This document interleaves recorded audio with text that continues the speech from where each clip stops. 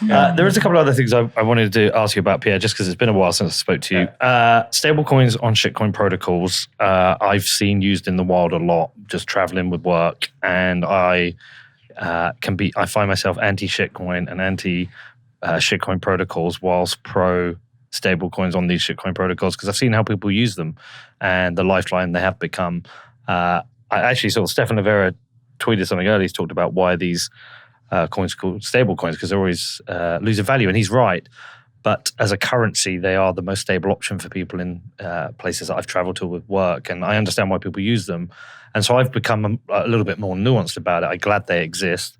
I would rather it was on liquid, and the benefits went to Bitcoin and not to just in sum. But at the same time, I've seen them used. So I'm like, it's like a moral dilemma I have with it. I was wondering, like, what I'd be really intrigued on your position with it.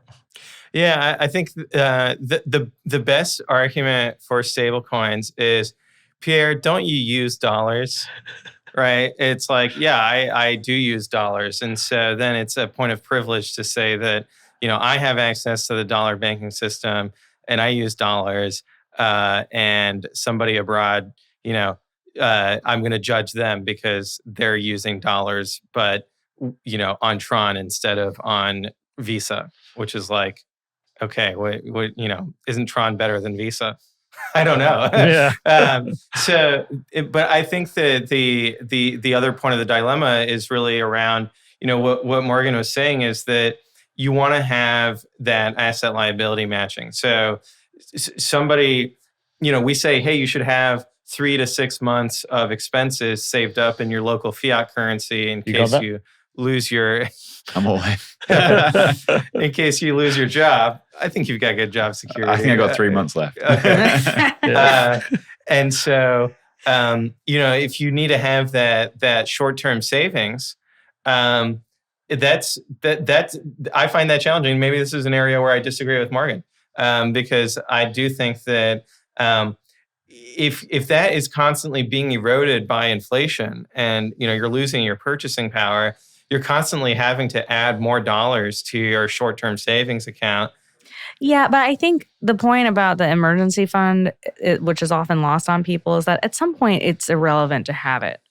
Because at some point you have so much in assets that it's kind of irrelevant whether or not you liquidate a little bit because you're in some sort of a pickle, right? Like, I think when you get to a certain point, you don't need that anymore, in which case it doesn't really matter that it got eroded in fiat. And like, everyone's best hope in Bitcoin is that, you get through 3-4 cycles or whatever, and now you're good, right? In which case you don't need that fiat emergency fund anymore. And so, sorry to interrupt you there, but I mean, I agree with you in that regard, because we do have clients constantly adding to these emergency funds because they have to, because of fiat inflation. But at some point, right, we have them stop adding to it because they've amassed enough where it would just be sort of irrelevant if we had to liquidate.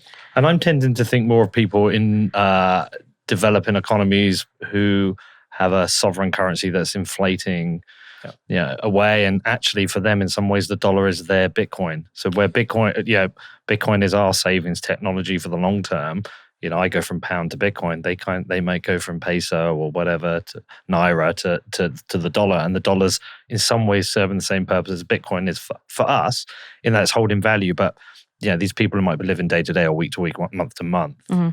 I still think that there's an education part of it too. I think that if you surveyed folks, a surprising number of people think that the dollar is still backed by gold.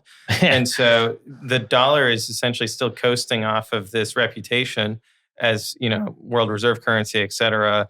And that drives adoption of USD denominated stablecoins. The other part of it too is like, what do we want to spend our time promoting and educating people about? I could spend my time educating people about the benefits of using a credit card and using Visa, because you get cash back every time I could start doing marketing for Visa, but it's like, okay, I don't think that, even though it might be better than writing checks, I still think that I'd rather spend my time talking about Bitcoin, because ultimately I do think that the dollar system is going to rug these people. And there's also kind of that regulatory risk overhang of the the stable coins that are backed by dollars in a bank account are vulnerable to that bank account being seized. The algorithmic stable coins historically have all been Ponzi schemes that collapse. And so in either case, I just think that there's not enough discussion about the risks involved. That's basically, why we're here. Yeah. Well, I it wasn't really what my thought was. Is it was. I'm still promoting Bitcoin. It's more that acceptance of these tools are useful to people in certain places, and in certain places I would promote Bitcoin, but at the same time, understand like Bitcoin's a privilege to own or use for some people because of the kind of desperate short-term situation they find themselves in. So I was thinking it more in that kind of perspective, that I feel like actually it's I feel really shitty saying this, but we're fortunate to have these tools available for certain people in certain places.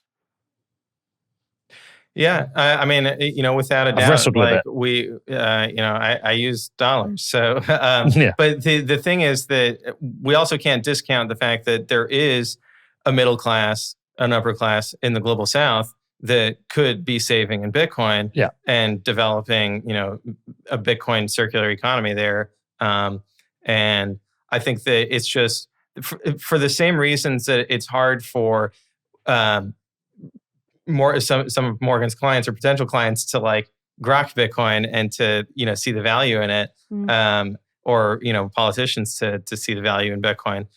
Same applies in the global South, right? It's not that as you pointed out, like their local currency might be hyperinflating, but they know that the dollar has been relatively stable compared to that, and so they can't make the leap to a decentralized currency. I think it's more of an issue though too, that because of what is being done to the US dollar, right? These people are being even more affected by, the money printing here and the real lack of care for people's money.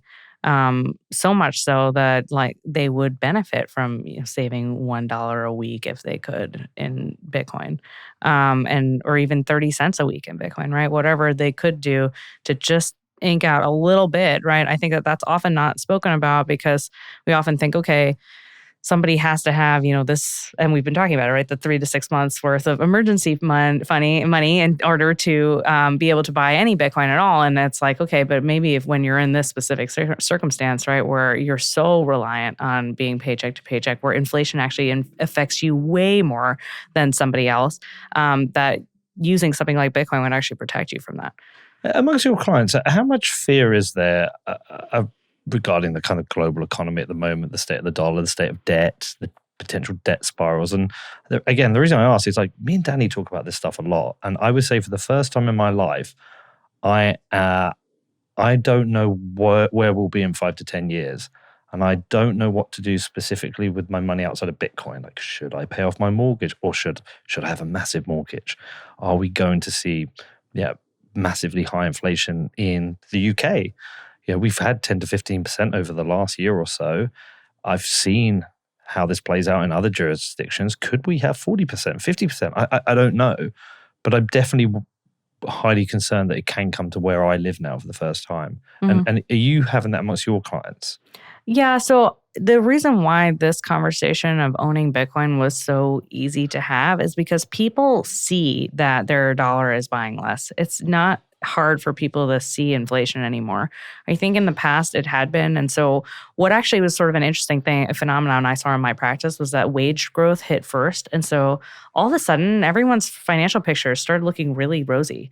And it should have been a clue to me, but because I hadn't been through this kind of a period in time before, it didn't really click that like, oh, this is actually because wage growth has happened before consumer price inflation, basically. But what we saw is that everyone all of a sudden, like they were retiring, 5, 6, 7 years earlier than what we had previously projected. And it was like, maybe we finally got them to, increase their income and decrease their expenses, and like things are looking good, like we were feeling pretty good about the work we had done. And the reality was that there was wage growth, but the consumer price inflation had not yet hit. And so that phenomenon has now gone away where like, yes, there's been wage growth, but also now because of that wage growth that people experience and because of the free money that people were given, that now they have gone and used that money and prices have now increased. And so because though people are seeing that price increase, right? When you go to the store, I mean, milk is 5 times more what it used to be, right? You look at the price of meat and it's ridiculous. Like you can experience it. Whereas before, like, things felt expensive, but it wasn't so like it was these pockets of places where, maybe people were really wanting a specific service or a specific subscription or something that, was kind of a fad. And that's where you would see CPI increase, but not in everyday day-to-day life. And so I think because of that, that's really opened the door to conversations about Bitcoin because people realize that maybe they will have to opt out and they want kind of that backup plan, like there's plan A of like, hey, we're going to be in this fiat economy and everything's going to keep going the way that we expect it to go. And that'll be great. But what if plan A doesn't work out, right? In which case, insert plan B where at least we've got this backup. And so for us, right, like we were talking about the allocation question earlier, and I guess I never actually got to this point of it because we were so kind of focused on the larger allocations. But like for most people, right, the starting position really should be somewhere between 3 and 10%. And really, like the reality of it is that you really don't want that 1% exposure because it's actually not enough if things were to actually catch on fire. You need more than that. And like 3 is really on the low end, and that 3 to 10% range will protect most people, and it won't be material, right? If it does actually go to zero, which is not what I don't think Bitcoin's going to zero. But if it does go to zero, which is something that we can talk to clients about, that, they're not going to be able to not achieve all the things that they want to do in their life, but it will actually protect them in case of this, black swan style event that a lot of Bitcoiners are talking about and predicting and thinking about because of, the macro environment in which we live. And I do think that because of what's going on with CPI and consumer price inflation and so forth, that people are thinking about, like average people are thinking about this more so than, just the pundits talking about it. And so it's definitely strange times for sure. I also see there's not a bipartisan effect on it. I think that like when there are Republicans in office, my more Democratic clients are generally more worried about the state of like the world, and vice versa. My more Republican clients are worried when somebody like Biden is in office, and so I've seen that the flip flop because my practice has been around for a decade. But so I guess it's yet to be seen if everyone will converge no matter who the candidate is. Right, like things are just bad, and I haven't seen that yet, but I expect to see that. All right, last thing before we let you go. What are you looking forward to? What do you still have the same buzz for Bitcoin, or more? Probably same. What I'm looking forward to. We mentioned multi-sig earlier. There's currently a roadmap on Bitcoin Core to have built-in support for hardware wallets and for multi-sig. And so that I'm excited about because I want to be able to use multi-sig using just Bitcoin Core. It's like the most, highly reviewed code base. And I think that there's a lot of other people who might have that same approach to it. They just want to use Bitcoin Core with their hardware wallet. And that would actually grow the number of long-term savings users, beyond its current base and give people more confidence in putting more wealth into Bitcoin. So that's what I'm looking forward to. I also think that in the next bull market, Bitcoin mining is going to grow a lot. And so I'm looking forward to arguing with people on Twitter about why Bitcoin mining is good and all of that jazz. I think there's a potential interesting argument that's going to become part of that conversation in that, our sponsors are Iris Energy. They've invested recently in AI GPUs, and that these data centers for AI are going to be using a lot of power. And will someone like Elizabeth Warren be worried about that? And the people who aren't worried about AI, but we have these data centers which integrate both Bitcoin and AI, ASICs and machines and GPUs, that presents an interesting argument. It's kind of like, well, you can use half your data center for that job, but you can't use it for the Bitcoin. So I think it feels like it might put a cloak around Bitcoin and protect it a little. It might. I also think that it's going to affect the Bitcoin mining industry in the sense that currently AI is growing very rapidly. Bitcoin mining is still growing, at least at Riot. We're building during the bear market, and we're well positioned for that. But in a Bitcoin bull market, we'll see a massive influx of investment into Bitcoin mining that's going to be competing with all of this AI investment. And it's also competing with solar and wind deployment for all of that electrical equipment. And in past Bitcoin mining cycles, the constraint has been on the mining rigs. Who can get orders from Bitmain?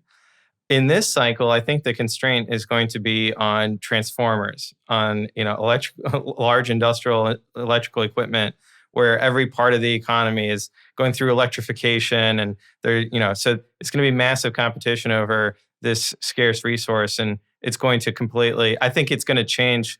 In past cycles, the hash price typically it takes like 12 to 18 months for the market to adjust. I think it'll take much longer than that in the next bull market. Interesting. What about you, Morgan? What are you looking forward to? Yeah, so there's a concept in Judaism called tikkun olam, and it's about fixing the world. And it's part of why I do what I do. So when I first started my career in finance, I was a market maker in equity options. And while it was, kind of sexy and exciting, it felt very purposeless to me, and where you're just kind of moving money around namelessly in the name of liquidity providing. Whereas what I do today is, to help actual people live the life that they want to have in a meaningful way. And for me, that's what Bitcoin has always been about. And so I guess to be a little bit more specific, I think that there's a lot in the personal finance arena that already exists in traditional financial planning that can be applied to Bitcoin, and that we're starting to do. And so estate planning and multi-generational wealth planning and retirement planning, these are all things that are now now that Bitcoin's been around for 15 years, people are actually asking about these things and wanting these things and needing these things. And so for me, it's really exciting to sort of be on the cusp of that and see the direction that goes in and hopefully influence outcomes for many families.